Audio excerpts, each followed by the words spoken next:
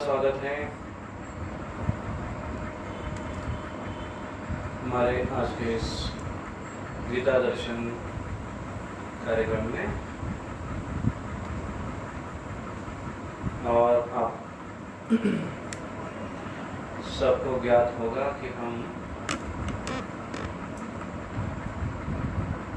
भगवद गीता के तीसरे अध्याय पर चर्चा कर रहे हैं और जिसमें लगभग हम अध्याय के समाप्ति पर हैं। पिछली बार हमने श्लोक क्रमांक 35 पर चर्चा की और जिसमें भगवान कृष्ण विशेष कर जोर दे रहे हैं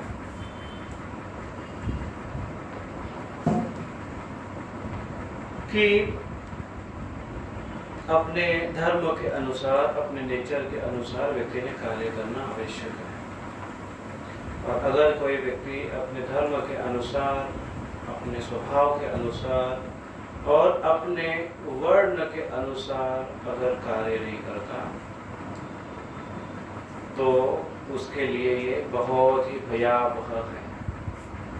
और कृष्ण ये भी कहते हैं कि अगर खुद का वर्ण या खुद का धर्म, खुद के स्वभाव अर्थात प्रामाणिक स्वभाव के अनुसार, क्रिकेट स्वभाव नहीं, सही स्वभाव के अनुसार व्यक्ति कार्य करने की चेष्टा करे और अगर उसे कुछ उसमें त्रुटियां भी है या अगर कोई समस्या भी है या कोई कठिनाई भी है तो भी उसने उसका पालन करना चाहिए। अन्यथा दूसरे धर्म का पालन करना बहुत ही अधिक भयावह है, ऐसे भगवान कृष्ण कहते हैं। तो कृष्ण की ये बात सुनते हुए अर्जुन कहते हैं कि भगवान ये धर्म का पालन कर रहे हैं, सब लोग करने की कोशिश करते हैं, लेकिन करते समय भी कुछ कठिनाइयों का अनुभव होता है। आपकी बात समझने के बाद ऐसे लगता भी कि नहीं, मैंने ये मेरा कार्य करना चाहिए। तो ऐसे होने के बाद भी भगवान क्यों ऐसा होता है कि व्यक्ति कुछ गलतियां करे या मानो उसके हाथ से कुछ ऐसी त्रुटि हो जो उसको करने की इच्छा ना हो। ऐसे कृष्ण अर्जुन ऐसे प्रश्न पूछते हैं। तो ये अर्जुन का प्रश्न बहुत ही जायज है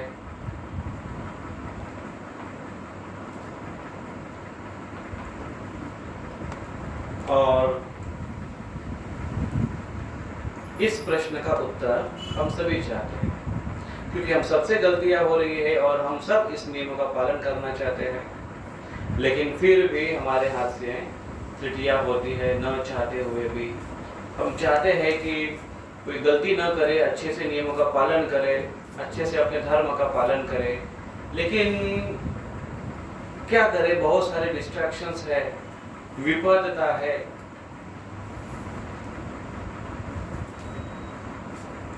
तो ऐसी विपदता से कैसे बचे? सबसे पहले जानना आवश्यक है कि ऐसा क्यों होता है। तो अर्जुन कृष्ण को ये प्रश्न पूछते हैं। आइए इसके ऊपर चर्चा करते हैं। श्लोक नंबर 36 में दोहराइए पीछे। अर्जुन उवाच अथ केन प्रयुक्तोऽयं पापं चरति पुरुषः अनिश्चन् अपि वार्ष्णेय बलात् इव नियोजितः। अर्जुन उवाच अथ केन प्रयुक्तोऽयं पापं चरति पुरुषः अनिश्चन् अपि वार्ष्णेय बलादीव नियोजितः। अर्जुन उवाच अथ केन प्रयुक्तोऽयम् पापं चरति पुरुषः अनिच्छन् अपि वार्ष्णेय बलात् एव नियोजितः। अनुवाद।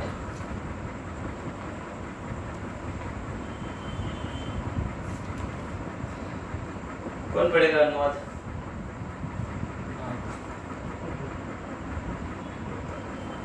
पढ़िए, जो भी पढ़ना चाहे अपने आप को अनम्यूट कर कर।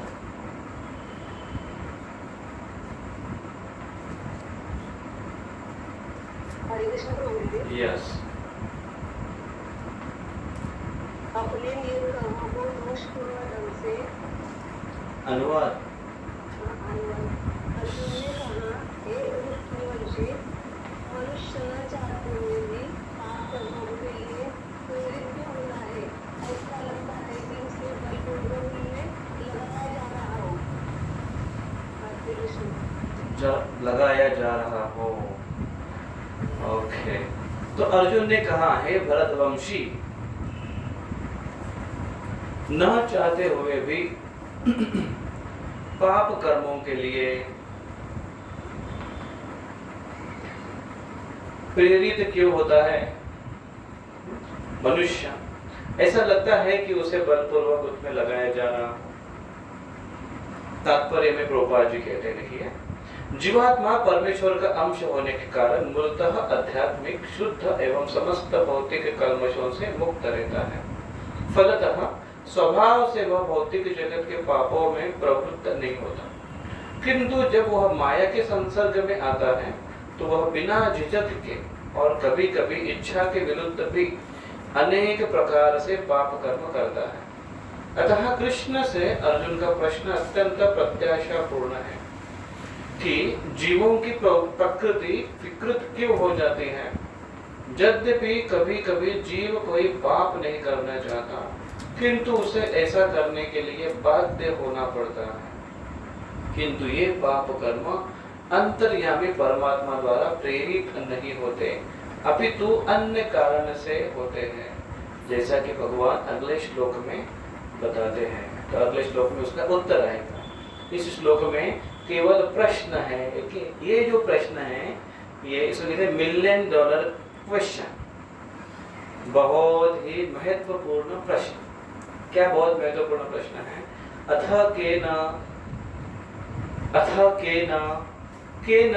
केन मतलब क्या है? किस प्रकार, किसके द्वारा, कैसे, क्यों, ये क्वेश्चन मार्क है। अथ ये शब्द देखिए,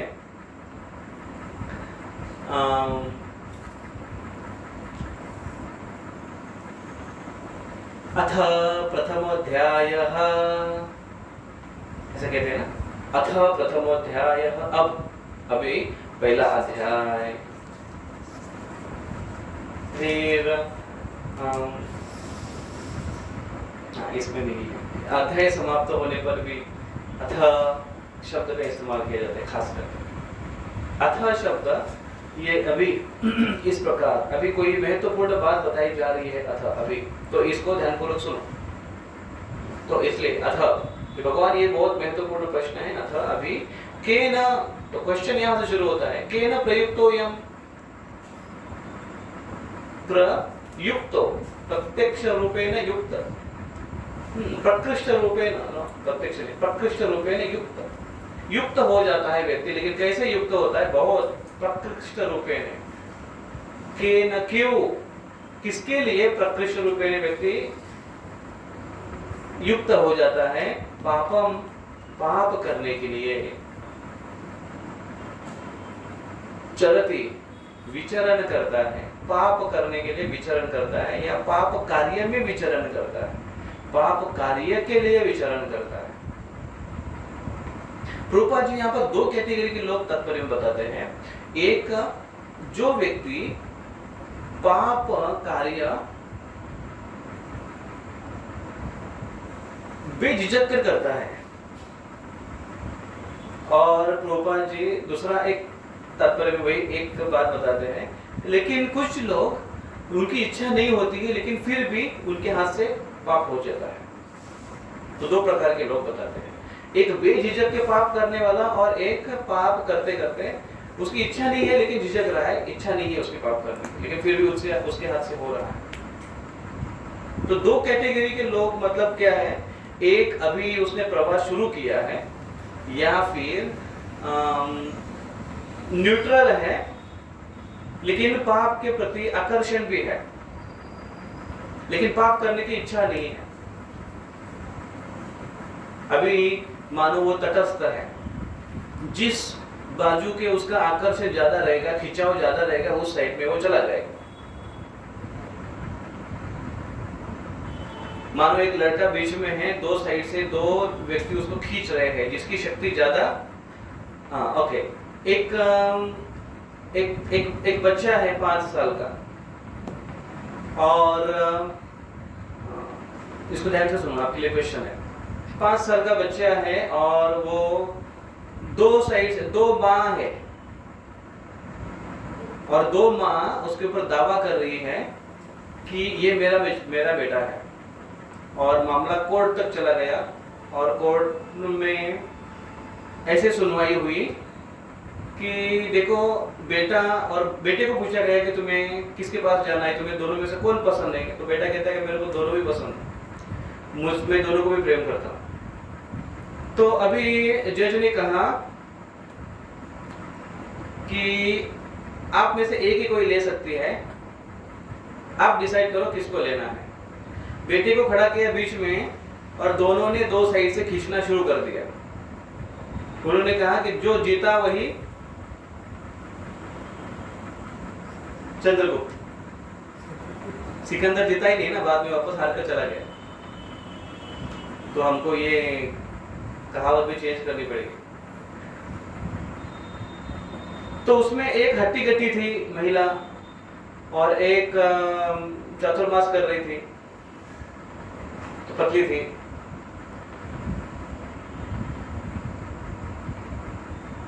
तो अभी क्वेश्चन है कि बेटा किसके पास गया होगा।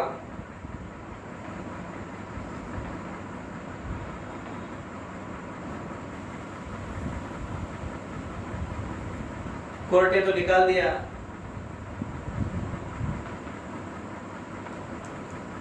क्वेश्चन ठीक से समझ में आया आपको? कौन जीतेगा इसमें?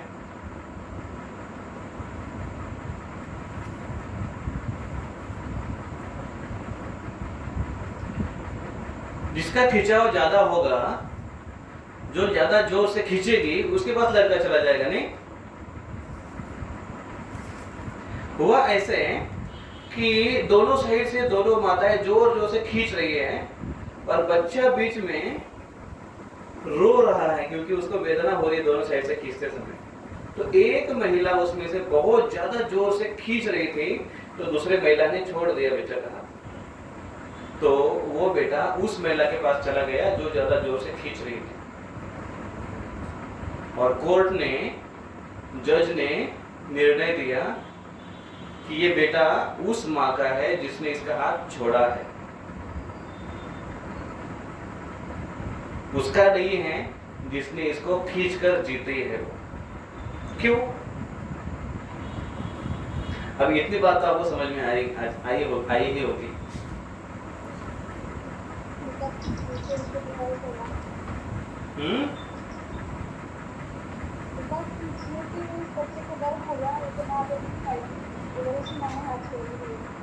क्योंकि वो माँ का प्रेम है उसके प्रति। माँ सही में उसकी जो माँ है उसको वेदना हो रही थी, बेटे को वेदना हो रही थी क्योंकि प्रेम है उसका।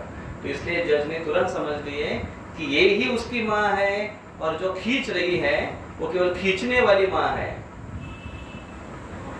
ये प्रेम करने वाली माँ है। और इसलिए उन्होंने उनकी तरफ सोच लिया क्योंकि सारे सबूत दोनों के साइड में थे, इसलिए इस प्रकार से निर्णय हुआ।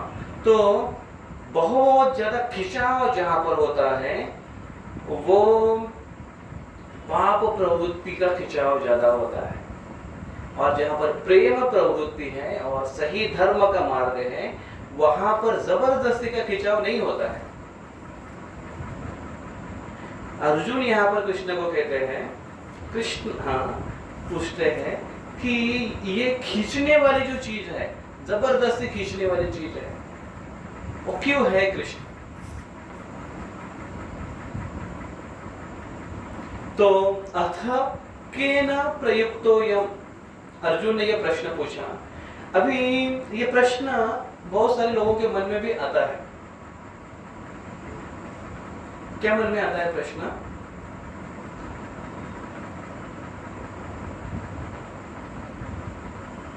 कि मेरी अच्छी करने की इच्छा है, पुण्य कार्य करने की इच्छा है, सत्संग में आने की बड़ी इच्छा है, लेकिन अभी तक भगवान की परमिशन नहीं मिली है, भगवान का बुलावा नहीं आया है, सैंक्शन नहीं हुआ है।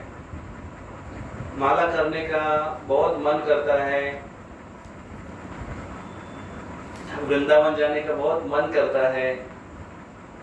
कभी कभी हमारे भक्त करते हैं ऐसा, माला करने के लिए बैठे, मन में आया कि अरे वृंदावन बहुत दिन हुआ गया नहीं अभी तक, गई नहीं अभी तक, तो दूसरे दिन का टिकट निकाल कर वृंदावन,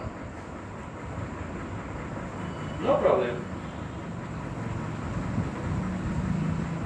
लेकिन जब मन में ऐसी भावना है कि भगवान, क्योंकि शास्त्र भी कहते हैं कि भगवान के परमिशन के बिना पेड़ का पत्ता भी नहीं हिल सकता है कि नहीं? हमने सुना है ऐसा। तो भगवान ही करता धरता सब कुछ भगवान ही है। फिर शास्त्र पढ़ने के बाद तो ये समझ में आता है, ईश्वर परम कृष्ण सच्चित आनंद विग्रह, परम कृष्ण ईश्वर है, भगवान ईश्वर है, सबके नियंत्रक है, और कारणों के परम कारण भगवान भी भगवान ही है। तो आखिर प्रश्न ये उठता है कि जो भी कुछ हो रहा है उसके जिम्मेदार भगवान है। तो क्या सब कुछ हो रहा है उसके जिम्मेदार भगवान है? अगर हाँ, तो जो पाप कार्य हो रहे हैं उसका कारण भी भगवान ही है। बॉम्ब ब्लास्ट हो रहे हैं, टेररिज्म हो रहा है, उसका कारण भी भगवान ही है। और लोग इस प्रकार से भगवान के ऊपर ताने ना मारे और आगे चलकर इसके ऊपर कोई चर्चा हो कि ऐसा क्यों होता है, लोग ब्लेम ना करें भगवान को। इसलिए अर्जुन बड़े ही सावधानी पूर्वक और बुद्धिमत्ता पूर्वक ये प्रश्न कर रहे हैं कि हे भगवान, आप ही बताइए आपके मुख से कि लोग ऐसा जो सोचते हैं इसका आंसर क्या है। तो ये शंका समाधान के लिए कृष्ण यहाँ पर बताते हैं। कृष्ण उसका उत्तर देना शुरू करते हैं। अथ केन प्रयुक्तोऽयम्, तो प्रश्न बहुत बार मन में ये भी रहता है कि भगवान की इच्छा से सब कुछ हो रहा है, तो भगवान ही सब करवाते होंगे। दो प्रकार से दो व्यक्ति सोचते हैं। दुर्योधन जिस एक प्रकार से सोचता है और युधिष्ठिर एक प्रकार से सोचता है। दोनों के हृदय में भगवान परमात्मा रूप में है और दोनों को प्रेरणा दे रहे हैं, लेकिन दोनों की सोच अलग अलग है। एक ब्लेम कर रहा है, दोष दे रहा है, और दूसरा भगवान की सराहना कर रहा है। दोनों में अंतर, दोनों से भगवान ही बुलवा रहे हैं। एक बार ऐसे हुआ कि भगवान कृष्ण यदुवंश, जहां पर उनके यहाँ पर एक यज्ञ हुआ, राजसूय यज्ञ, और राजसूय यज्ञ के लिए सारे राजाओं की अनुमति होना आवश्यक है। तो इसलिए राजसूय का घोड़ा छोड़ा जाता है। तो जब वो घोड़ा सारे देशों में घूमते घूमते हस्तिनापुर आया, और जब दुर्योधन ने देखा ये घोड़ा, तो दुर्योधन ने इस घोड़े को पकड़ लिया, हालांकि जानते हुए कि ये यदुवंशियों का घोड़ा है और साक्षात कृष्ण बलराम इनके राज्य का घोड़ा है, फिर भी उसने पकड़ लिया ये बताने के लिए कि हस्तिनापुर के कुरुवंश श्रेष्ठ है और यदुवंश उनके अधीन है। हालांकि बलदेव जी ये दुर्योधन के गदा युद्ध के गुरु हैं, टीचर है उनके, लेकिन फिर भी देखो ऐसा शिष्य कि जो अपने गुरु के आज्ञा का उल्लंघन कर रहे हैं और उनका ही घोड़ा पकड़ के रख रहा है, और उन्होंने चेतावनी दी उस घोड़े के साथ जो सिपाही आते हैं उनको। तो फिर उनके साथ, घोड़े के साथ जो सेनाएं आ रही है, कुछ योद्धाएं आ रहे, उनके साथ युद्ध हुआ हस्तिनापुर का, और दुर्योधन ने बड़े आसानी से उनके साथ युद्ध किया।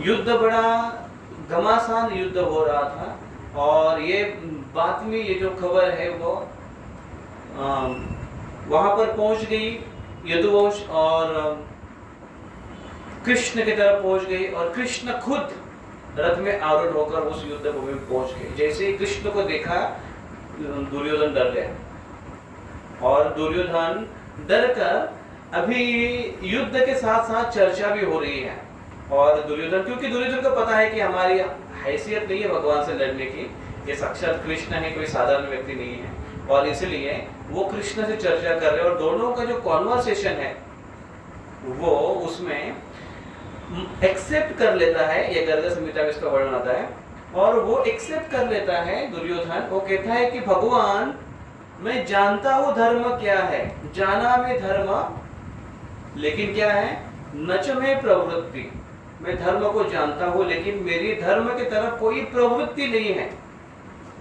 और कहता है जाना में अधर्म, मैं अधर्म को जानता हूं लेकिन नच में निवृत्ति, लेकिन उसमें मेरी निवृत्ति नहीं है, ऐसा वो कृष्ण को कहते हैं। तो ओपनली उसने स्वीकार कर लिया कि मैं एक नंबर का नालायक व्यक्ति हूं और मेरे सुधरने के कोई चांसेस नहीं है। अब ये बात एक्सेप्ट करने के बाद आगे क्या बोलता है, देखिए दुर्योधन कृष्ण को कहता है, कृष्ण लेकिन ये कार्य करने के लिए और इस प्रकार से मेरे मन में विचार आने के लिए मेरे अंदर की देवता मुझे प्रवृत्त कर रही है। मेरे अंदर कोई ऐसा बैठा हुआ है जो ये सारा विचार, कुछ विचार स्वीकार करने, कुछ विचार तिरस्कार करने के लिए मुझे प्रवृत्त कर रहा है। इसमें आप मुझे दोष मत देना भगवान, क्योंकि इसमें मेरा दोष कुछ भी नहीं है,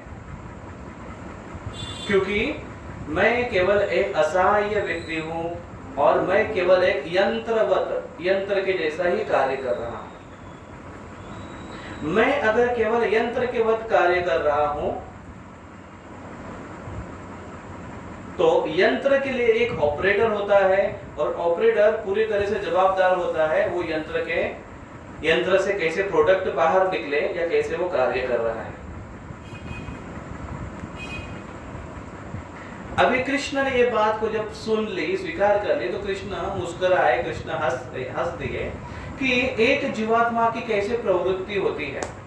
अभी इस उदाहरण को अगर हम देखें कि यंत्रवत, अभी कृष्ण भगवत गीता में एक जगह पर कहते हैं 18वें अध्याय के 61वें श्लोक में, ईश्वर सर्वभूतानां हृद्देशी अर्जुन तिष्ठति भ्रामयं सर्वभूतानि यंत्ररूढ़ानि मायया। कृष्ण क्या कहते हैं कि जीवात्मा इस यंत्र के ऊपर आरूढ़ होकर कार्य करता है। कौन सा यंत्र है? शरीर रूपी यंत्र। तो जीवात्मा शरीर रूपी यंत्र के ऊपर आरूढ़ होकर कार्य करता है, मतलब शरीर तो यंत्र हुआ। तो दुर्योधन जो फिलॉसफी दे रहे थे वो परफेक्टली सही है, अपना आर्गुमेंट लॉजिक दे रहे थे यंत्र का, वो सही है, लेकिन आधा ज्ञान ले रहा है। उसके ऊपर वाली लाइन क्या कहती है? उसके ऊपर वाली लाइन कहती है, ईश्वर सर्वभूतानां हृदयसि अर्जुन तिष्ठति। तिष्ठति, तिष्ठित होते हैं कौन? ईश्वर। कहां पर? सर्वभूतानां, सारे भूतों के हृदय में जीवा ईश्वर परमात्मा रूप में तिष्ठता रहते हैं। तो अब एक हृदय में कौन कौन रह गया? दो लोग आ गए। पहले दूसरे अध्याय में क्या कहा गया है कि आत्मा ये शरीर को कार्य कराता है, आत्मा ये शरीर को चलाता है, अभी कह रहे हैं कि उस आत्मा के साथ साथ परमात्मा भी रहता है। तो इस शरीर के दो ऑपरेटर हुए, एक प्रत्यक्ष कारण होने वाला और दूसरा अप्रत्यक्ष कारणीभूत होने वाला। इमीडिएट कॉज, एक इमीडिएट कॉज होता है और एक उसके सेकेंडरी कॉज, द्वितीयम कारण कारणीभूत होता है। तो अर्जुन फुल्ली ब्लेम किसको कर रहे हैं? वो जो ईश्वर सर्वभूता नाम है उनको, कि ये भगवान है, वो मुझसे सारा कार्य करा रहे हैं। तो इसलिए यंत्र की जो उपमा दे रहे हैं वो यहाँ पर पूरी तरह से उपयुक्त नहीं है, क्योंकि यंत्र में केवल एक ऑपरेटर होता है जो कार्य करवाता है। लेकिन कृष्ण यंत्र की उपमा देते हुए ये भी कहते हैं कि उसमें केवल ईश्वर नहीं लेकिन परमात्मा भी है। परमात्मा और जीवात्मा दोनों भी इस यंत्र को चला रहे हैं। और दुर्योधन कह रहा है कि केवल एक ही ईश्वर है जो मुझे कार्य करने के लिए प्रवृत्त कर रहे हैं। तो जो कुछ ब्लेम था अर्जुन का या दुर्योधन का, वो ब्लेम जो आगे आने वाली जो समाज है, लोग हैं, वो इस प्रकार से ब्लेम करेंगे या कर रहे हैं दुर्योधन के जैसे कि भगवान सब कुछ करवाते हैं। तो अभी सब कुछ जो कोई व्यक्ति पाप कार्य करते हैं, समाज में जो कुछ गलत कार्य हो रहा है, उसका जिम्मेदार कौन है? अल्टीमेटली कॉज यहाँ पर भगवान है, लेकिन भगवान के साथ साथ भगवान की शक्तियां कार्य करवाती हैं और विशेष कर उसमें है बहिरंगा शक्ति, भगवान की भौतिक जगत की शक्ति, जिसके अध्यक्ष भगवान है स्वयं। मय्याध्यक्ष प्रकृति के अध्यक्ष है वो, उनसे कार्य, और वो प्रकृति कार्य करवाती है, लेकिन जीवात्मा अल्टीमेटली कार्य करता है। तो कृष्ण यहाँ पर तो जीवात्मा की अपनी एक उसका अपना एक फ्री विल होता है, सूक्ष्म स्वतंत्रता उसकी होती है, और जिसके द्वारा वो ये कार्य करता है। तो फुल्ली ब्लेम नहीं कर सकते भगवान को, इसलिए अर्जुन यहाँ पर अभी ये बात प्रकट करते हैं कि भगवान उसके पूरे जिम्मेदार नहीं है, और इसका भगवान आप स्वयं ही उसका उत्तर दे, नहीं तो आगे चलकर आने वाले जीवात्मा इसी प्रकार से मानेंगे। उसमें अर्जुन ये शब्द का इस्तेमाल करते हैं, पुरुषः अथ केन प्रयुक्तो यम पापम चरति पुरुषः। पापम विचरति कौन है? पुरुष। पुरुष पाप करता है।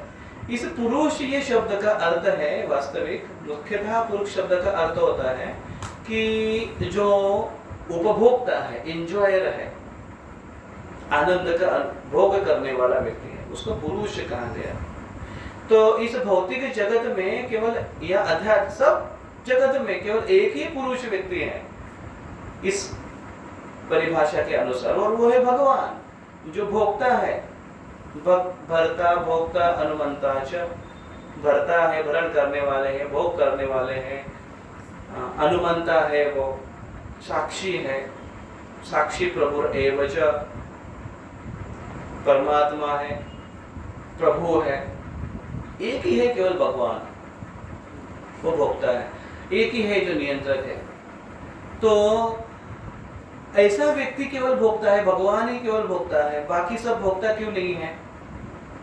बाकी सब भोग्य है, उनका उपयोग और उनका निर्माण ही इसी कारण हुआ है कि जो सेवा करे भगवान की। यहाँ तक कि भगवान अपना एकदम नजदीक का अपना विस्तार करते हैं। भगवान के क्लोजेस्ट एक्सपेंशन कौन है, विस्तार कौन है? बलराम जी, जिनसे पूरे बाकी सारे विस्तार आते हैं। तो बलराम जी भी भगवान है, लेकिन कैसे भगवान है? वो सेवक भगवान है। और भगवान के कृष्ण के और एक इमीडिएट क्लोजेस्ट एक एक्सपेंशन भगवान का कौन है? जो भगवान के वाम अंग से जो निकलती है, जिसको कहते हैं वामांगी श्रीमती राधा रानी, जो भी भगवान की अंतरंगा शक्ति तो है ही, लेकिन अंतरंगा शक्ति भी किस स्वभाव से है? सेवक स्वभाव से है। तो अंततः भगवान एक ही केवल पुरुष है जो भोगता है। बाकी सारे जो पुरुष और खास कर भौतिक जगत में जो पुरुष है वो भोक्ता बनने की जब चेष्टा करता है या इच्छा करता है तो उसमें समस्या आ जाती है। क्या समस्या आती है? क्योंकि कोई व्यक्ति अगर भोक्ता बनना चाहता है तो वहां पर शोषण आने की संभावना बहुत है, क्योंकि नेचर स्वभाव से वो भोग्य है लेकिन फिर भी भोक्ता बनना चाहता है। तो ऐसा एक व्यक्ति भोक्ता बनना चाहता है, उसके साथ साथ अन्य भी सारे लोग भोक्ता बनना चाहते हैं। तो जब 4 भोक्ता लोग एक साथ में आ जाता है तो उनका कभी जमेगा नहीं, उनके आपस में क्लैशेस हो जाएंगे और फिर समस्या समाज में निर्माण हो जाएगी। तो ये अब इस भौतिक जगत में हर एक व्यक्ति जब भोक्ता बनना चाह रहा है तो वो पाप कार्य में संलग्न हो जाता है। पाप कार्य उसको करने पड़ते हैं भोक्ता बनने के लिए, क्योंकि भोक्ता बनना ये उसका निजी स्वभाव नहीं है। और जब वो दूसरे स्वभाव को स्वीकार करता है तो सही प्रवृत्ति के साथ के विपरीत जाकर वो गलत प्रवृत्ति को स्वीकार करता है। तो पुरुष बनने की भावना ये अपने आप में ही व्यक्ति को पापाचरण करने में प्रवृत्त करती है, और सेवक बनने की भावना वो व्यक्ति को शुद्धता के मार्ग पर आगे बढ़ाती है। तो इसलिए ये शब्द भी बड़ा महत्वपूर्ण है। पापम चरति पुरुषः, पुरुष के जैसे बनने की इच्छा न करे। शास्त्र में काफी सारे उदाहरण हैं जो अपने जीवन में पुरुष बनने की चेष्टा करता है या पुरुष बनने की इच्छा रखता है। जैसे टिपिकल अगर एग्जांपल हम देखें तो जगाई बधाई जो इंटेंस भोक्ता बनने की और पुरुष बनने की इच्छा कर रहे थे, और इसलिए इतने पाप किए उन्होंने इतने पाप किए कि वो पाप का कोई कैलकुलेशन ही नहीं है। महाभारत में एक सुंदर स्टोरी आती है जहां पर व्यक्ति सेवक भावना में था, फिर एक स्थान को प्राप्त किया, पोजीशन को हासिल किया, उसके बाद भोक्ता बनने की प्रवृत्ति आ गई, और वो प्रवृत्ति का एक लिमिटेशंस न रख पाने के कारण व्यक्ति उसमें इतना और रत हो गया कि आखिर उनसे पापाचरण हुआ। और इस भौतिक जगत का नियम तो ऐसे है कि एक समय पापाचरण जब हो गया तो फिर उसका अंत तो निश्चित है। तो महाभारत में राजा नहुष की स्टोरी आती है, और नहुष राजा जब पृथ्वी पर एक राजा थे, बड़े ही कर्तव्यगा, शूरवीर, धार्मिक अनुष्ठान करने वाले, नियमों का पालन करने वाले, यज्ञ करने वाले ऐसे राजा थे। और उन्होंने 100 अश्वमेध यज्ञ किए। अभी ऐसे बहुत सारे प्रसंग हमने देखे कि जब 99 अश्वमेध यज्ञ होते हैं तो इंद्र जी परेशान हो जाते हैं अपने पोजीशन के लिए, क्योंकि उनको पता चलता है कि अभी कोई 100 करेगा तो मेरी पोजीशन ले लेगा। तो इसलिए उनको विफल करने के लिए बहुत अधिक प्रयास करते हैं। लेकिन पता नहीं यहाँ पर शायद ऐसी परिस्थिति थी कि जहाँ पर इंद्र का प्रभाव नहीं कार्य कर पाया, और इसलिए नहुष ने 100 अश्वमेध यज्ञ कर पाया। उसी समय इंद्र जी का थोड़ा प्रॉब्लम भी चल रहा था कि इंद्र के हाथ से कुछ गलती हो गई थी, और जिनके कारण उनको शापित होना पड़ा। गलती ये हुई थी कि उसी समय वो अहिल्या के प्रति आकृष्ट हुए, और जिसके कारण उनको गौतम ऋषि से शापित होना पड़ा अहिल्या के प्रति। तो गौतम ऋषि ने उनको ऐसा शाप दे दिया जिसके कारण वो अपने आप को समाज के सामने फेस करने के लिए वो शर्मा रहे थे, और इसलिए उन्होंने एक सरोवर में अंदर जाकर कमल के डंठल में आश्रय ग्रहण किया। और वो ये जानते थे इंद्र जी कि कमल में लक्ष्मी देवी निवास करती हैं, तो इसलिए लक्ष्मी देवी के एसोसिएशन में चले गए और बड़ी तपस्या करने लगे अंदर बैठकर। तो सफिशिएंटली वहां पर तपस्या करके वो शुद्ध हुए और फिर लक्ष्मी जी के एसोसिएशन में और उनका आशीर्वाद लिए, तो लक्ष्मी जी की कृपा से वो श्राप से आगे चलकर मुक्त हो गए। लेकिन काफी समय चला गया उसमें, वो तपस्या करने में, उतने समय स्वर्ग का कार्यभार कौन संभालेगा। तो उस समय नहुष ने क्योंकि 100 अश्वमेध यज्ञ किए थे तो उनको इंद्र बनाया गया। तो सारे ऋषि मुनि के द्वारा वो सैंक्शन हुआ, वो इंद्र बने, पोस्ट हासिल किया, देवताओं के ऊपर शासन करने लगे। तो इतना बड़ा पोजीशन है, इतना साम्राज्य, इतना ऐश्वर्य है, इतना इंद्रिय भोग है, जिसके कारण उनकी मति में दोष आने लगा और वो सोचने लगे कि इंद्र का सारा पोजीशन मेरा है, इंद्र की पोस्ट मेरी है, इंद्र के अधिकार मेरे हैं, इंद्र की संपत्ति भी मेरी है, तो क्यों ना इंद्र की पत्नी भी मेरी पत्नी हो। अभी पत्नी किसी की प्रॉपर्टी थोड़ी होती है। ऐसी ही गलती महाभारत में हुई थी युधिष्ठिर महाराज से। ऑफ कोर्स पति का पत्नी पर अधिकार होता है, लेकिन वैसे पत्नी का भी पति के ऊपर अधिकार होता है। तो कभी आपने ऐसा सुना है कि पत्नी जुआ खेलने के लिए बैठी है और उसने पति को लगा दिया दांव पर, ये मेरे पति का 1 महीने का पेमेंट में लगाती हूँ, फिर 1 महीने का पेमेंट हार गए, फिर 6 महीने का पेमेंट लगाती हूँ, और ये मेरे पति का मैं 1 साल का पेमेंट लगाती हूँ। फिर आगे उसने कहा कि अभी मैं पूरा पति को लगाती हूँ मैं दांव पर।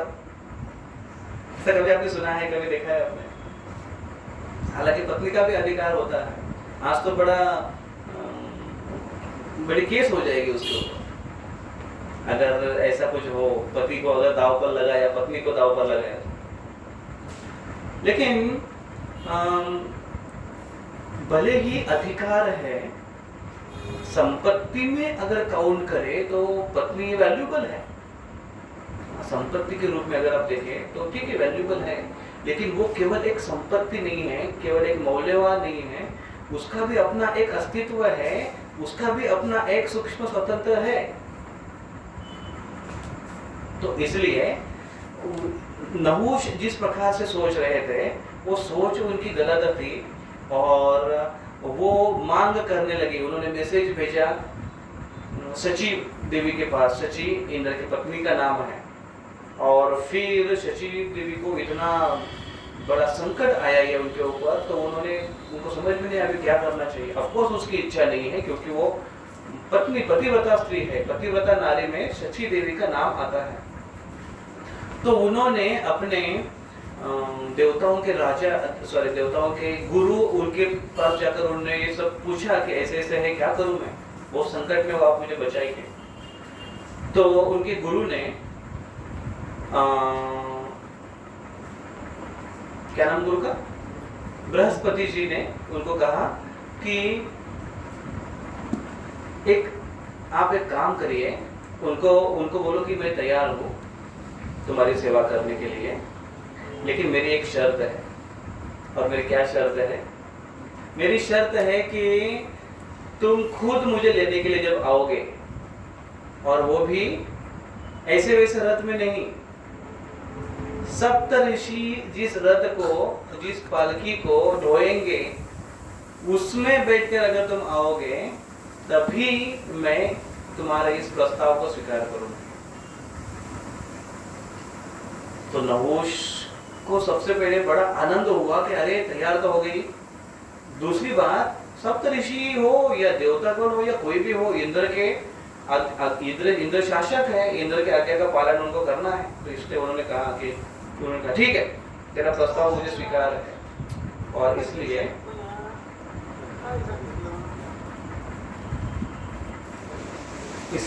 उन्होंने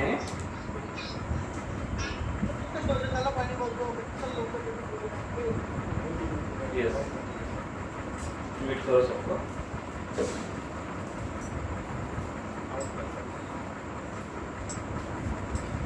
ओके, तो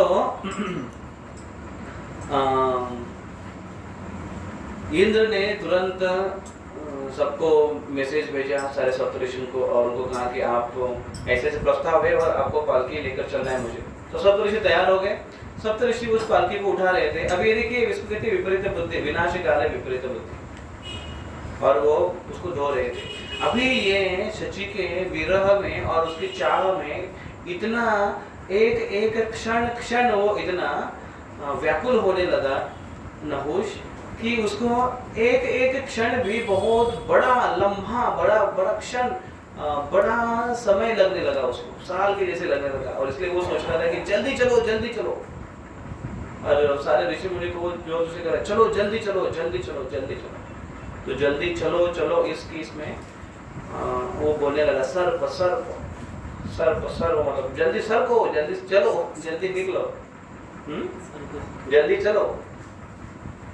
ऐसा कहते कहते उसने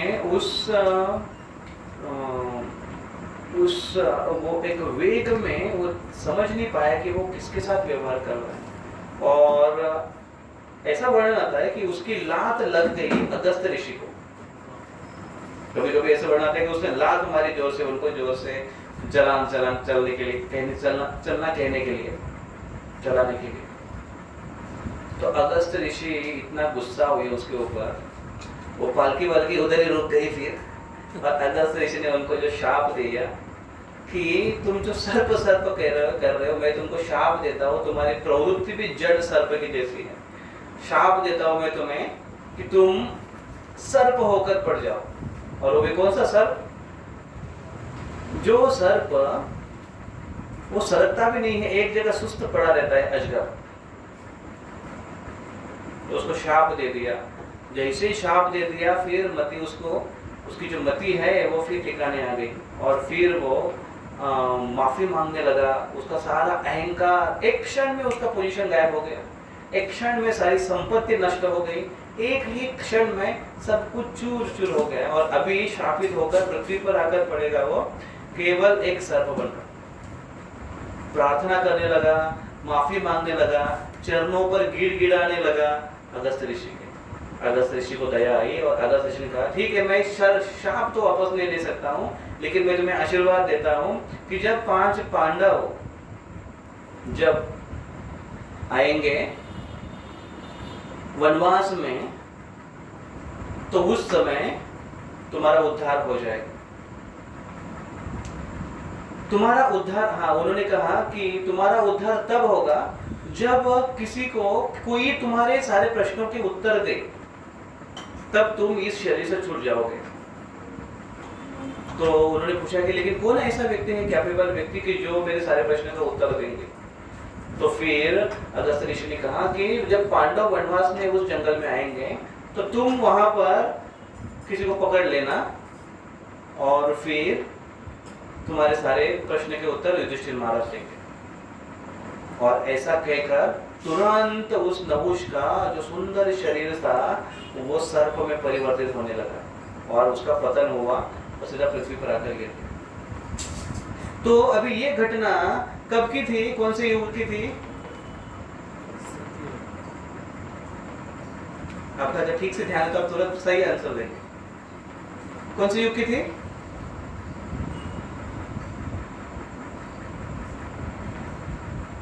सत्य, त्रेता, द्वापर, कली।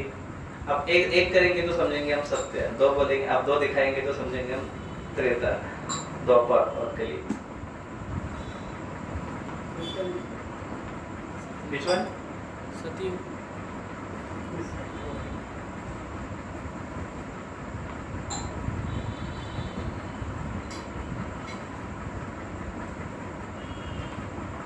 पता नहीं, मैसेज में डाल सकते हैं। तो हमने जब कहा कि जब इंद्र को ये जो शाप मिला था, किस लिए मिला था? अहिल्या के प्रति अपराध किया था।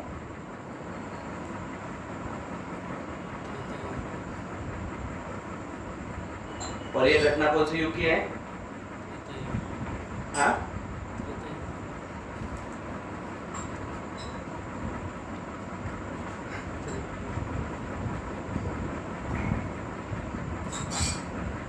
ये सतयुग, ये त्रेता युग की घटना नहीं हो सकती है, क्योंकि त्रेता युग में प्रभु रामचंद्र आए थे और अहिल्या का उद्धार हुआ। लेकिन जब शाप मिला था, स्पेसिफिक कुछ वर्णन मुझे याद नहीं आ रहा है, लेकिन आई थिंक सो कि सतयुग की होगी। तो उसको शाप मिलकर वो जब नीचे गिर गया तो बड़ा पायथान होकर वो पड़ा है एक जगह पर। कभी खाने के लिए मिलता था, कभी खाने के लिए नहीं मिलता था, और वो एक जगह से हिल नहीं रहा था, वहीं पर पड़ा पड़ा था। जो उसके सामने आता था उसको पकड़ कर खाता था, नहीं मिलता है तो चुपचाप बैठा रहता था, वो भूखा रहता था। ऐसे उसका जीवन चल रहा था। फिर जब पांडव जब उस वन में आए, जब वनवास में जब थे, 14 साल का 13 साल का 12 साल का उनको जो वनवास था, तो उस जंगल में जब आए तो भीमसेन की जो प्रवृत्ति थी वो ऐसी प्रवृत्ति थी कि वो जंगल में जब निकलते थे तो पेड़ पौधों को उखाड़ते हुए चलते थे, बड़े बड़े पेड़ों को उखाड़ते हुए चलते थे, और जो भी प्राणी उनको दिखाई देते थे उनको मारते हुए निकलते थे। ऐसी उनकी प्रवृत्ति थी। तो युधिष्ठिर महाराज ने काफी बार उनको बोला कि बिना वजह से किसको पंगा नहीं लेना चाहिए। जब वो एक फूल लाने के लिए गए थे, सौगंधिनी फूल कमल का, जिसमें सहस्त्र पंखुड़ियां थी और बहुत सुंदर उसका स्मेल था, सेंट था, फ्रेग्रेंट था, और उसकी मांग की थी द्रौपदी ने। तो उसको लाने के लिए जब गए थे भीमसेन जी यक्षलोक में, तो वहां पर युधिष्ठिर महाराज ने बोल के भेजा था उनको कि देखो अननेसेसरी किसी से फाइट नहीं करना है, प्रेम से समझौता कर तुम वहां से लेकर आओ ये। लेकिन भीमसेन पहले लात से बात करते हैं और फिर बात से बात करते हैं, मुंह से बात करते हैं। ये उनका अपना शैली है काम करने। तो ऐसे चल रहे थे वो, चलते चलते चलते ऐसे रास्ता बनाते जब चल रहे थे, तो मतलब उनके सामने कोई प्राणी इनसिग्निफिकेंट है, तो इसलिए उसके प्रति उनका विशेष ध्यान नहीं था कि ये प्राणी मुझे कोई हार्म पहुंचा सकता है, गलतियां, या मुझे कोई तकलीफ दे सकता है ऐसे। ओके, तो इसलिए इस भूल के कारण कि कोई व्यक्ति अपने आप को अगर बहुत ही एक्सपर्ट और बहुत ही पोटेंट और बहुत ही शक्तिशाली समझता है, तो उसको ये समझ में नहीं आता है कि मैं भी कहीं पर पकड़ा जा सकता हूँ। ये वो गलती नहुष ने की, क्योंकि वो राजा थे और वो शक्तिशाली थे, उनको नहीं लगा था कि मेरे साथ भी ऐसे हो सकता है। भीमसेन को भी ऐसे नहीं लगा था कि मेरे साथ भी ऐसे हो सकता है, और इसलिए भीमसेन जब उसी रास्ते से जब जा रहे थे तो उनको जब ये पाइथन दिखे तो पाइथन से वो युद्ध करने लगे, और पाइथन को वरदान था कि उनके सामने कोई भी प्राणी आए, जीव आए, वो उसके साथ वो विजयी नहीं हो सकता है, और पाइथन अगर एक बार उसको पकड़ ले तो वो किसी भी प्रकार से छूट नहीं सकता है। और भीमसेन को पाइथन ने पकड़ लिया और पकड़कर निगलने लगा, और भीमसेन के सामने कोई पाइथन कोई छोटी बड़ी चीज नहीं है जो पेड़ को उखाड़ सकता है, जो पर्वतों को चूर कर सकता है, वो पाइथन को फाड़ कर फेंक सकता है। लेकिन ये पाइथन, ये जो अजगर था, वो विशेष शक्ति प्रदत्त अजगर था, क्योंकि ये नहुष थे जो सर्प के रूप में थे, और इसलिए बहुत प्रयास करने के बाद, बहुत शक्ति लगाने के बाद भीमसेन छूट नहीं पाए, और दिन ब दिन वो जितने समय वो शक्ति लगाते जाते थे उनकी शक्ति क्षीण होती जाती थी, और वो जोर नहीं लगा पा रहे थे।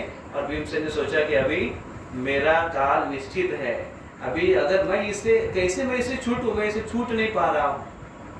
और वो भगवान से प्रार्थना करने लगा, भगवान कृष्ण से, कि हे कृष्ण, अभी आप ही मेरे रखवाले हैं, अभी आप ही मेरी सुरक्षा कर सकते हैं। और भगवान को पुकारने लगे, हरे कृष्ण कृष्ण कृष्ण हरे हरे, हरे राम राम राम हरे हरे, कृष्ण कृष्ण महाबाहो भक्ता नाम भयंकर। भक्तों के ऊपर संकट है, भगवान आप ही हमारे वाले हैं, रक्षा कीजिए। कृष्ण यहाँ पर युधिष्ठिर महाराज इंतजार कर रहे हैं, अरे अभी तक नहीं आया भीम।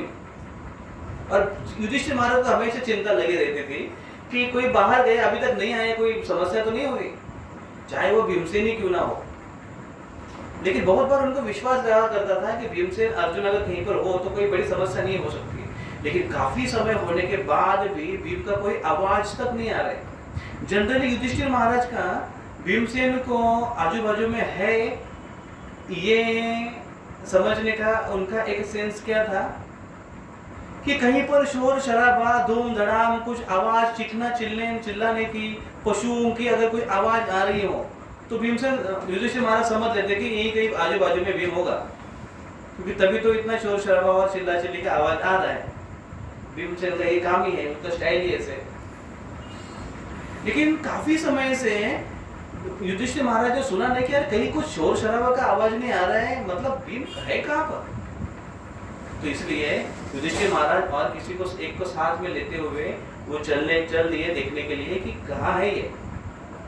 ढूंढते वहां पर आए, तो वहां पर आए जहां पर भीमसेन को पकड़ा गया था। तो भीमसेन जो चिल्लाने लगे भैया भैया मैं यहाँ पर हूँ।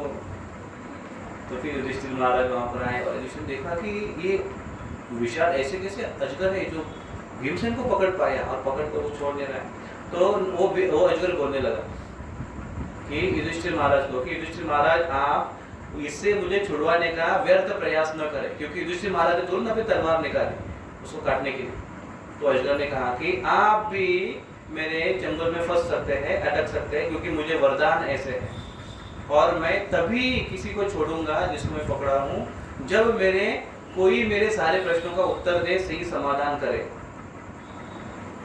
और अगर आप समझते हैं अपने आप को योग्य व्यक्ति कि आप मेरे सारे प्रश्न के उत्तर दे, तो आप मेरे प्रश्नों के उत्तर दे, तभी मैं भीम को छोड़ूंगा, नहीं तो भीम को भी निकल जाऊंगा। युधिष्ठिर महाराज का हमेशा ये इस प्रकार से उनकी सोच रहती थी कि जितना हो सके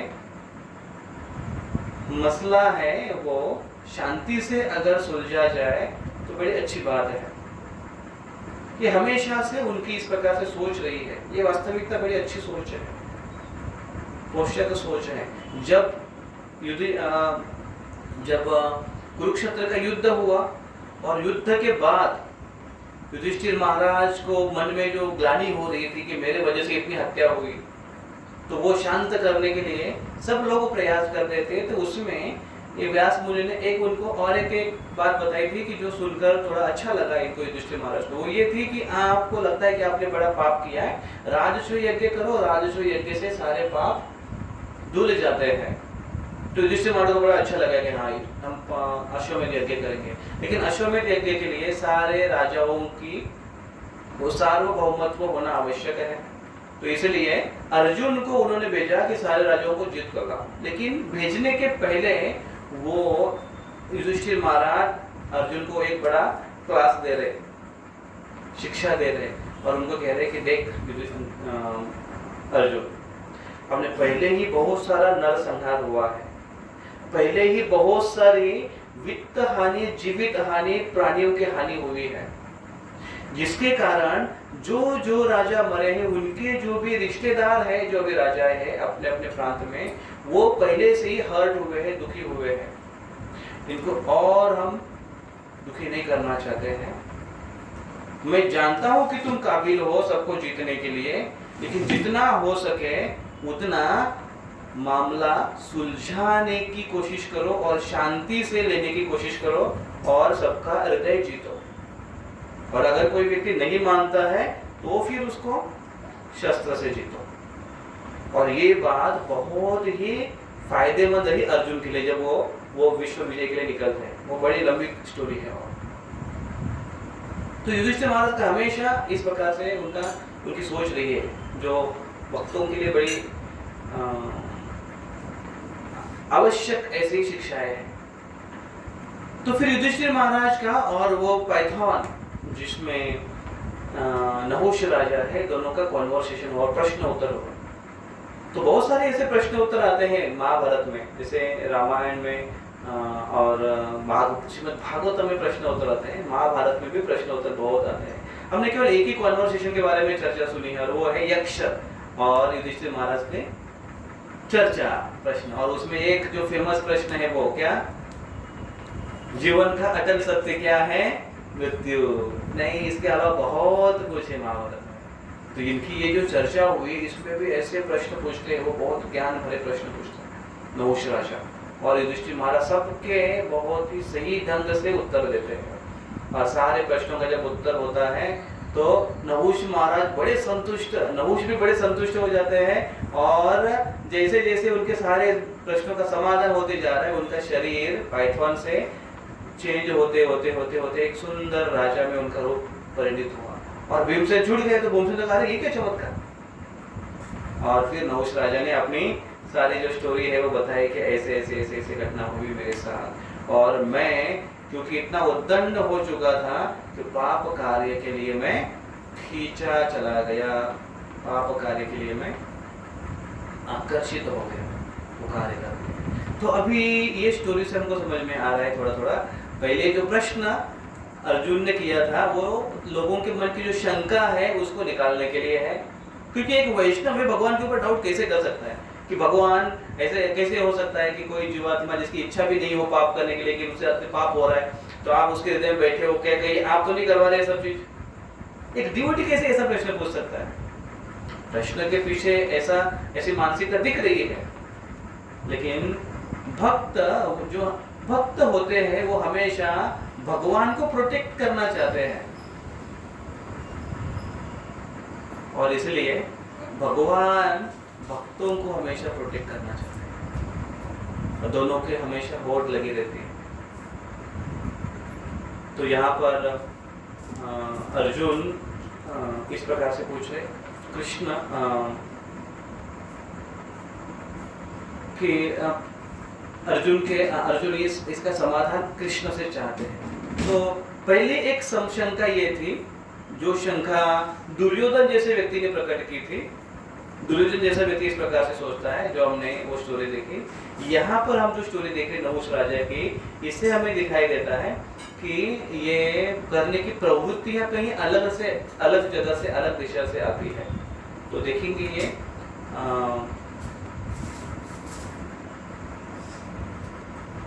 ये प्रवृत्तियां कैसे आती है। पुरुष बनने की भावना से ये प्रवृत्ति आती है। आगे शब्द इस्तेमाल करते हैं अर्जुन कि वार्ष्णेय बलाद इव अथ केन प्रयुक्तयं पापं चरति पुरुषः। और क्या आगे पापं चरति पुरुषः अनिच्छन् अपि वार्ष्णेय, अनिच्छन् इच्छा न होते हुए ये वार्ष्णेय। वार्ष्णेय शब्द आता है वृष्णि से। वृष्णि जैसे कुंती से आता है कौन्तेय, जैसे वृष्णि एक कुल है, पूर्वजों का नाम है। वृष्णि वंश में वंश है ये, तो वृष्णि वंश में कृष्ण का जन्म हुआ है, तो इसलिए कृष्ण को कहते हैं वार्ष्णेय। कृष्ण को भी कहते हैं यादव, क्योंकि यदुकुल में आए हैं। तो एक बड़े बड़े राजा जब होकर के उनके नाम से कुल चलता है। तो ये वार्ष्णेय शब्द ये इंगित करता है कि वृष्णि कुल में उत्पन्न हुए हो कृष्ण। तो वृष्णि कुल की एक विशेषता ये है कि वृष्णि राजा ये बहुत ही पवित्र स्वभाव के और आचरण के माने जाते थे, और ये पवित्र शुद्ध हृदय के हुआ करते थे। तो भगवान आप ऐसे कुल में उत्पन्न हुए हो, वृष्णि कुल में, जो कि बहुत जिनकी पहले से ही वृत्ति रही है, प्रवृत्ति रही है शुद्धता की पहचान, और ऊपर से आप उनके कुल में प्रकट हो गए हो, तो सोने पे सुहागा जैसे हो गया, सोने की अंगूठी में हीरा लगाने के जैसे हो गया कि एक तो पहले से ही ये वंश बड़ा शुद्ध पवित्र है, अभी साक्षात आप भगवान उसमें प्रकट हो गए हो। तो आप स्वयं शुद्धता का एक मूर्ति है शुद्धता की, पर्सोनिफाइड है आप शुद्धता की। तो भगवान आपके कुल आपको देखते हुए, आपका कुल देखते हुए ये शुद्धता को हम देख रहे हैं। लेकिन ऐसे कैसे है भगवान कि अगर आप किसी के हृदय में हैं, अगर आप कहीं पर हो, तो किसी के हृदय में पाप आए भगवान, वो व्यक्ति पाप के लिए प्रवृत्त हो भगवान, ऐसा भगवान क्यों है, ये ऐसा क्यों होना चाहिए, ऐसा क्यों होता है, ऐसा नहीं होना चाहिए। अगर आप पवित्र है सभी तरह से, तो आप अगर विष्णुकुल में आए तो भगवान ऐसा नहीं होना चाहिए। तो इसलिए वार्ष्णेय, अभी क्या कहते हैं,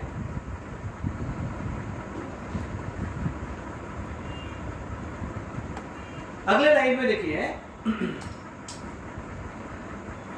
ये जो पाप है उसके कुछ उसके बारे में कुछ कहा गया है, उसकी कुछ क्या कह सकते हैं उसको,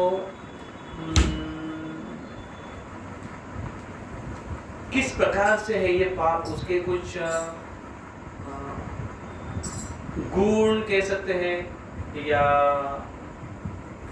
उसके सपोर्टिव्स किस प्रकार से है वो कहते हैं, कैसे कैसे है पाप। जैसे अर्जुन और एक जगह पर श्लोक में आगे चलकर कहेंगे, अर्जुन कृष्ण को कहते हैं कि कृष्ण ये जो मन है ना, मन, ये मन बड़ा चंचल है।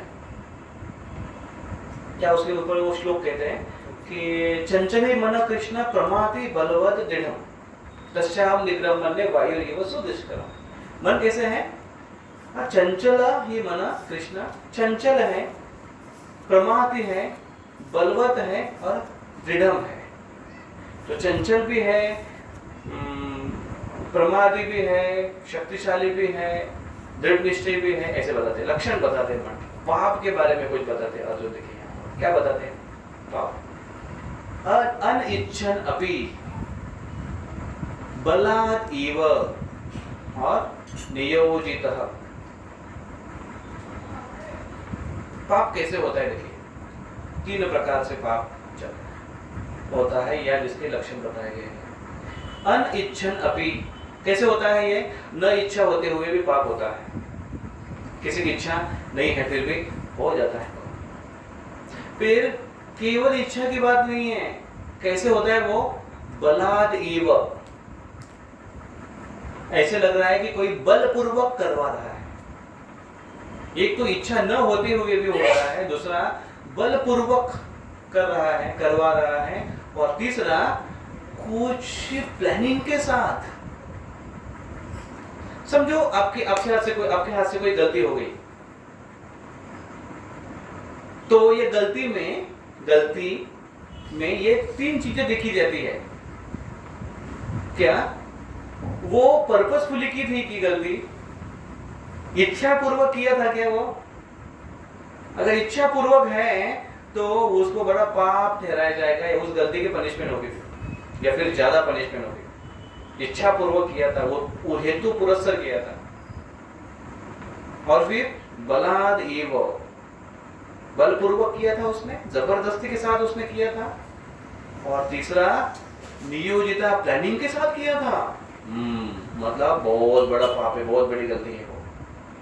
लेकिन अगर ये 3 चीज नहीं है, उसके हाथ से गलती हो गई, उसमें अगर देखता है नहीं उसकी ये करने के प्रति कोई इच्छा नहीं थी, बलपूर्वक उसने नहीं किया था, उसके लिए कोई प्लानिंग भी नहीं किया था, उसने हो गया, चलते चलते जा रहा था और बहुत भूख लगी थी, और बहुत भूख लगने में उसको ऐसे लग रहा था कि अभी क्या करूं, मेरे पेट में कुछ डालना चाहिए। और उधर बाजू में उसको देखा टपरी दिखाई दे रही थी, और उस टपरी के पास गया, उसने खाने के लिए कुछ ले लिया, खा लिया, पूरा भूख उसकी शमित हो गई। बाद में पता चला कि अरे उसमें तो वर्जित चीज थी जो खाना नहीं चाहिए। गलती तो हो गई, वैष्णव के लिए जो वर्जित चीज है वो नहीं खानी चाहिए, वो उसमें थी, अभी क्या करें। लेकिन उसने लगा अरे वेट के कारण मैंने, पेट की के कारण मैंने खा लिया, तो देखा जाएगा। तो कोई आप बोलेंगे फिर, हाँ प्रभु जी ऐसे ऐसे हुआ, उस समय में ऐसे ऐसे वहां पर गई थी और ऐसे हुआ मेरे साथ, और ऐसे मैंने खा लिया अभी। तो प्रभु जी क्या पूछेंगे, अच्छा आपको पता नहीं था, अनिच्छन अपी थी वो घटना, कैसे घटी, अनिच्छन अपी होती, बलाद एव थी, नियोजन पूर्वक था, प्लानिंग किया था आपने, उस टपरी पर जाऊंगा मैं, नहीं आपकी इच्छा थी उधर खाने की, नहीं अपने जबरदस्ती आप निकल कर गए वहां पर, नहीं। ओके तो ठीक है, बाई चांस हुआ, कभी कभी हुआ ऐसे, ठीक है, दोबारा नहीं होना चाहिए, प्रयास करो। लेकिन मेरी इच्छा हुई एक बार कि वहाँ पर जाकर खाना चाहिए, और फिर मैंने प्लानिंग किया और फिर मैं गया। तो पापम के ये 3 लक्षण दिखाई देते हैं कि वो इच्छा पूर्वक होता है, बलपूर्वक होता है, और वो नियोजित होता है। और हम शास्त्र में अगर कुछ एग्जाम्पल देखें उसके बारे में, तो हमें ये बात अगर देखने हो कि कुछ ऐसे घटनाएं या कुछ ऐसे कार्य होते हैं अपने जीवन में कि या कोई ऐसे होते हैं जो हमसे ये करवाते हैं। तो जनरली इच्छा पूर्वक हमें कोई कार्य में जब लगाता है, तो कौन होते हैं ये ऐसे जो हमें ऐसे कार्य में लगाते हैं?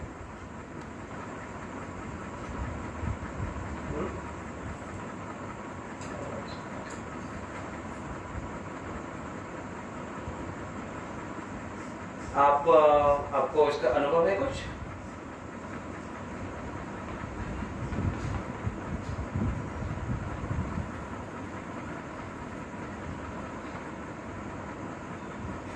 आप वैष्णव धर्म का पालन कर रहे हैं, आप प्याज लहसुन नहीं खाते हैं, आप चाय कॉफी नहीं पीते हैं, आप मांसाहार, व्यभिचार, नशापान, जुआखोरी नहीं करते हैं,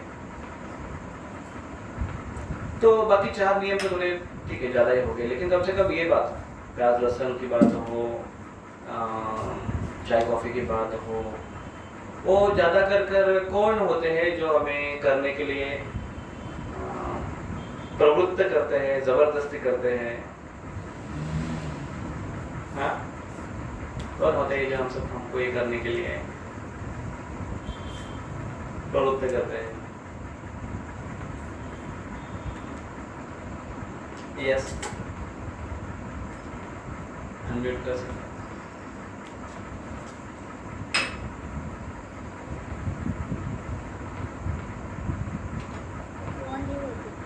हाँ,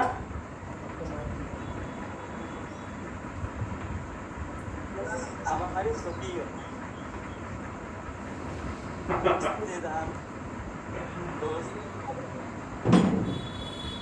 यस, कौन करते हैं? हमारे दोस्त जो भक्त नहीं, अफकोर्स जो भक्त नहीं, दोस्त तुमसे करवाते हैं। फिर कौन? हमारे रिलेटिव्स, रिश्तेदार भी करने के लिए जबरदस्ती करते हैं। प्रकृति के 3 गुण किसी से कार्य करवाकर हमारे ऊपर जबरदस्ती करेंगे। वो कौन है? इमीडिएट कॉज हमको दिखाई देते हैं। तो दोस्त है, रिश्तेदार है, और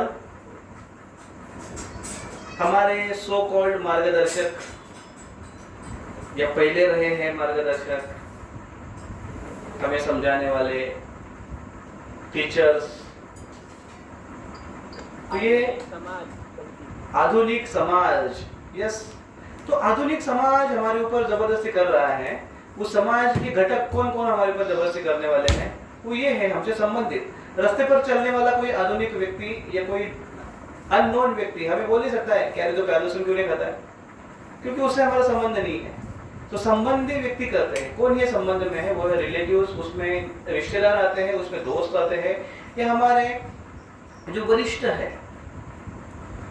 वरिष्ठ में टीचर्स है, भले रिलेशन में नहीं है लेकिन टीचर्स हैं हमारे, वो भी आ सकते हैं, जो हमको अधिकार से कह सकते हैं कि नहीं करो ऐसी बात, ठीक है। तो शास्त्र में भी इसी प्रकार से बात हम देखते हैं कि ये जहाँ पर कुछ ऐसे लोग हुए जिन्होंने बलपूर्वक उनको ये कार्य करने के लिए उनको जबरदस्ती की, या उनसे वो करने के लिए उनको प्रलोभित किया और तैयार किया। अगर फ्रेंड्स के बारे में एग्जाम दें कि कुछ फ्रेंड्स ऐसे हैं जो हमको प्रलोभित करते हैं या हमको जबरदस्ती करते हैं नियमों का भंग करने के लिए।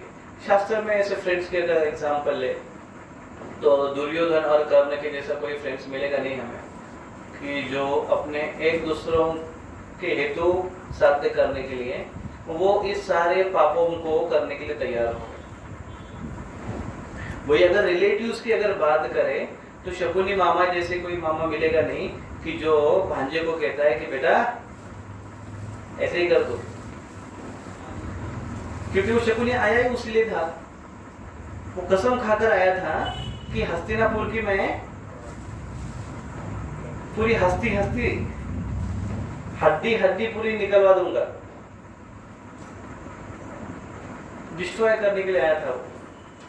तो इसलिए ऐसे रिलेटिव्स अगर मिलेंगे तो सत्यानाश है। और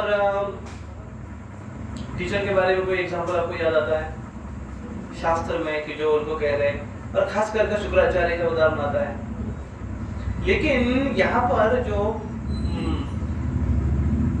जबरदस्ती है या जो फोर्स है वो कार्य करवाने के लिए पापम चरति, ये जो 3 है जिसमें नियोजितता है, शकुनी का जो नियोजन होता है बलपूर्वक रहता है और इच्छा पूर्वक रहता है ये गलत कार्य करने के लिए। कर्ण दुर्योधन का अगर आप देखेंगे तो उसी प्रकार से है। जगाई मदाई का देखेंगे दोनों भाई भाई है।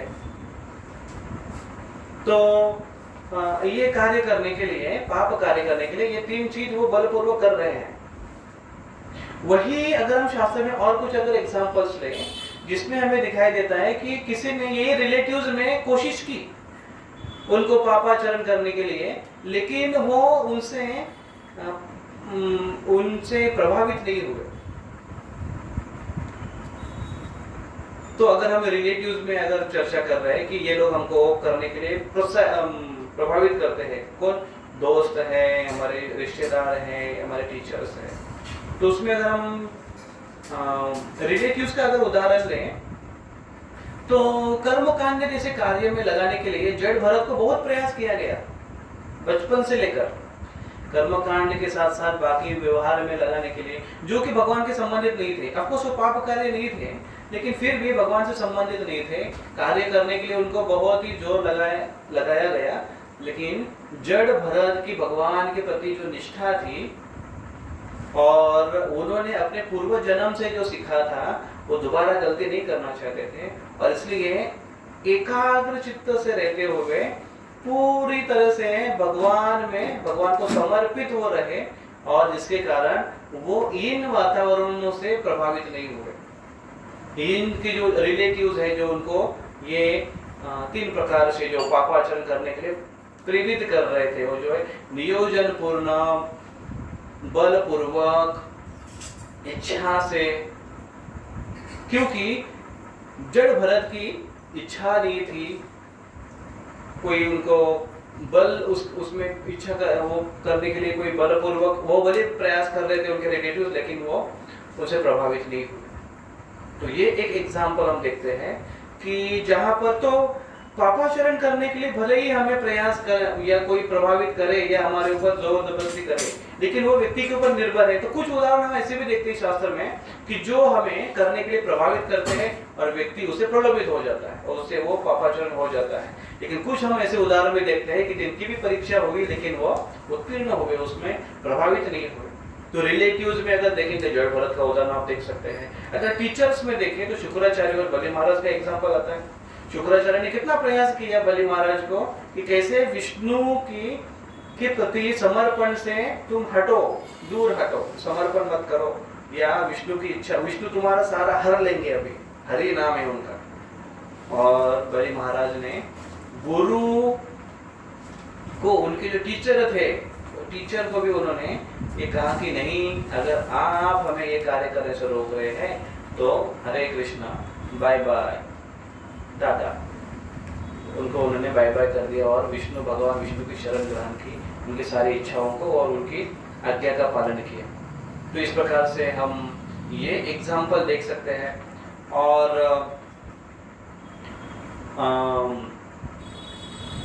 रिलेटिव्स, फ्रेंड्स के बारे में कुछ एग्जांपल आपको अगर आता है, आपको समझ में आता है, या आपको